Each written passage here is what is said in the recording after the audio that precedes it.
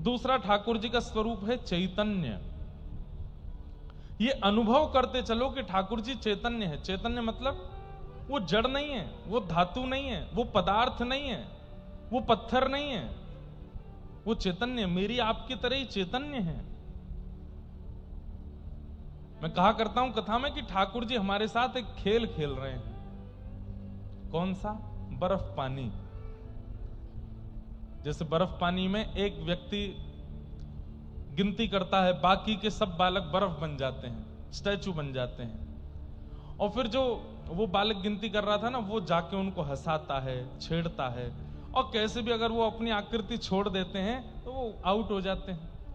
ठीक वैसे ही ठाकुर जी जितने भी हैं पूरे ब्रह्मांड में, ये सब हमारे साथ खेल खेल रहे हैं। स्वयं स्टैचू बन के खड़े और हमसे कह रहे हैं कि चलो तुम गिनती गिनो और हमको सचल साकार बना के दिखाओ। और हम लोग गिनती काय में गिनते हैं? माला में। जितना ज्यादा जिसका नाम होगा, जितना ज्यादा जिसकी माला होगी, जितना ज्यादा जिसका जप होगा, उतनी जल्दी वो ठाकुर जी को जाकर के अचल से सचल बना सकता है। उसके ठाकुर जी हाथ भी सीधे कर लेते हैं, उसके ठाकुर जी पांव भी सीधे कर लेते हैं, उसके ठाकुर जी आंख भी मटकाने लगते हैं। तो ये चैतन्य भाव,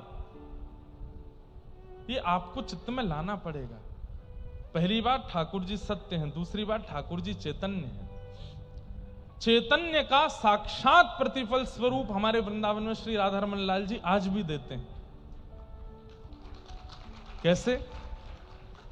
जिस दिन अपनी सेवा से बहुत प्रसन्न होते हैं उस दिन दतुइयां दिखा देते हैं। उस दिन दांत दर्शन, दंतावली का दर्शन होता है ठाकुर जी के। और जिस दिन ऐसा नहीं है, प्रसन्न नहीं है, या फिर ऐसा कह लो जिस दिन बहुत थक जाते हैं, बहुत श्रमित हैं, लेकिन आज भी दर्शन देने हैं, तो उस दिन एक भी दांत नहीं दिखता ठाकुर जी का। आज भी पूरे ब्रह्मांड के लोग वहां पर राधारमण जी की दंतावली देखने जाते हैं, आज कितने दांत दिखे। और जो गोस्वामी जी सेवा करते हैं, वो सेवा श्रृंगार जब कर रहे होते हैं, हमारी स्वयं की बड़ी बहन की सेवा वहां रहती है, तो हम भी अपने जीजा जी से पूछते हैं, बोले जब सेवा करते हैं तब नहीं होते? कब?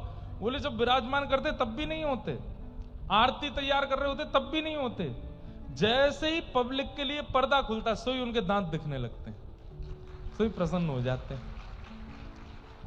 आज भी क्यों? चैतन्य है, जड़ नहीं है, चैतन्य है। ऐसे ही ठाकुर जी को चैतन्य मानो, उनके प्रति चैतन्य बुद्धि रखो।